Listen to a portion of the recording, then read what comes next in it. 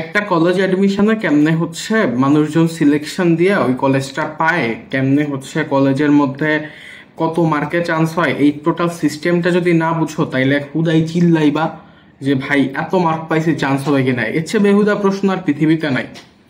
একটা অ্যাভারেজ রেঞ্জে প্রত্যেক বছরে মার্ক ওঠে, প্রত্যেক বছরে মানুষ একটা রেঞ্জে হচ্ছে এ প্লাস পায়, তারপর এসে হচ্ছে মানুষ সিলেকশন দেয় একটা কলেজকে। ডিপেন্ডস অন কোন মানুষটা কোন কলেজের মধ্যে সিলেকশন দিতেছে। এমনও বহুত পিপল আছে যারা হচ্ছে বীরশ্রেষ্ঠ নূর মোহাম্মদ পাবলিক কলেজ বা রৌফে 1230 1240 নিয়ে পড়াশোনা করতেছে আছে।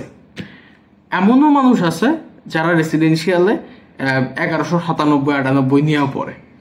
কেমনে পড়ে এই সিস্টেমটা তোমার বুঝতে হবে। আজকে ধরো এই কলেজের সিট 700টা, বাট এই 700টা সিটের মধ্যে যারা অ্যাপ্লাই করছে এই অ্যাপ্লিকেন্টের মধ্যে 1215-র উপরে মার্ক আছে প্রত্যেকের, তাইলে 1215-র উপরে হবে এই 700 জনের মধ্যে।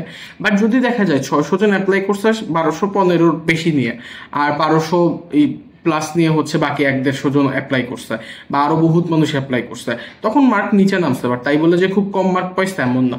তার মানে টোটাল সিস্টেমটা Adamjee, BF Shaheen college, Dhaka residential model college, Rajuk Uttara model college, প্রত্যেকটা কলেজের এই ফরমেশন এই সিস্টেমের উপর বেস করে দাঁড়ায় আছে। এখন তুমি এসে বললেই হবে না যে ভাই এত মার্কে হবে কিনা। এই বছর মার্ক আসলে কম উঠছে, এবং তার চেয়ে বড় কথা জিপিএ 5 এর পরিমাণ হচ্ছে 1,35,000। এখন 1,35,000 আবার সায়েন্সের না, সুতরাং 1 লাখ মতো স্টুডেন্ট হয়তো সায়েন্স থেকে এ প্লাস পাইছে।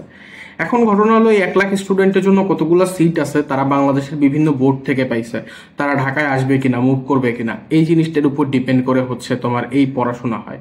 এখন এই জন্য খেয়াল রাখবা কলেজ সিলেকশনের ব্যাপারে যে তুমি হচ্ছে রেসিডেন্ট থাকতে চাও কিনা, তুমি ঢাকার কোন এলাকার মধ্যে উঠতেছো, তুমি ঢাকায় আসতেছো কিনা, এই প্রত্যেকটা জিনিস মেনটেন করে তুমি হচ্ছে সিলেকশন দিবে। অ্যান্ড অবভিয়াসলি এই বছর বেশ কম মার্কেই হচ্ছে প্রত্যেকটা জায়গায় চান্স হওয়ার কথা।